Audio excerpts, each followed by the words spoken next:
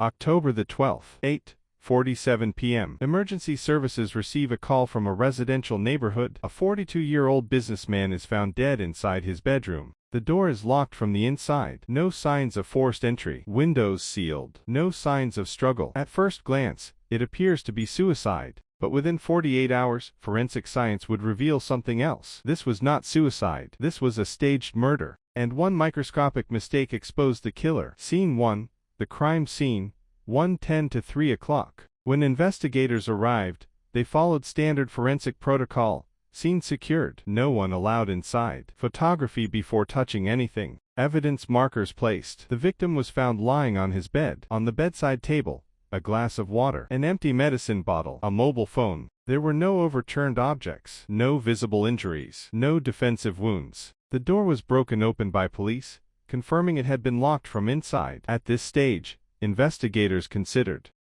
The post-mortem examination revealed cause of death, acute poisoning. However, not from sleeping pills. Toxicology detected a rare chemical compound, commonly used in industrial pesticide production. This substance was fast-acting, bitter in taste, not normally available at home. This immediately ruled out accidental overdose. Someone administered poison. Now the biggest question: how did the killer escape a locked room? Forensic experts re-examined the room carefully. Latent fingerprints were developed using powder and chemical enhancement. On the glass, only the victim's fingerprints. But on the edge of the bedside table, investigators found a partial latent print, barely visible. The print was lifted and sent to the lab. AFIS comparison revealed a match. The print belonged to the victim's cousin. He had claimed he had not visited the house for weeks, but fingerprint freshness analysis suggested recent contact.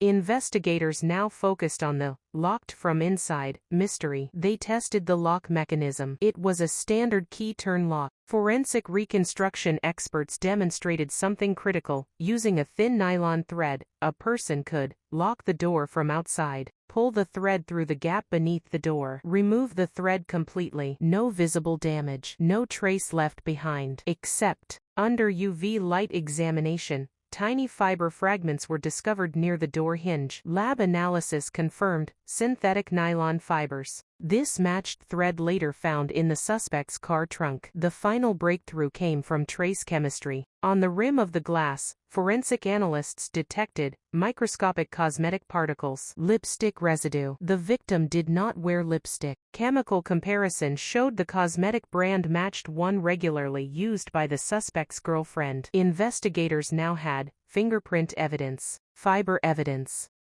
When confronted with forensic evidence, the suspect denied everything, until investigators presented time-stamped CCTV showing his car near the house. Purchase receipt of the pesticide compound. Fiber lab results. Fingerprint match report. The pressure mounted. After 6 hours of interrogation, he confessed. Motive: financial dispute over shared property. The murder was planned to look like suicide, but forensic science proved otherwise. Closing statement: 11 o'clock to 12 o'clock. Locked room murders are often described as impossible crimes, but in reality, crimes are solved not by guesswork. They are solved by chemistry, biology, physics, trace evidence, and microscopic details criminals overlook. One partial fingerprint, one fiber, one invisible cosmetic trace. That was enough. Because forensic science doesn't rely on assumptions, it relies on evidence.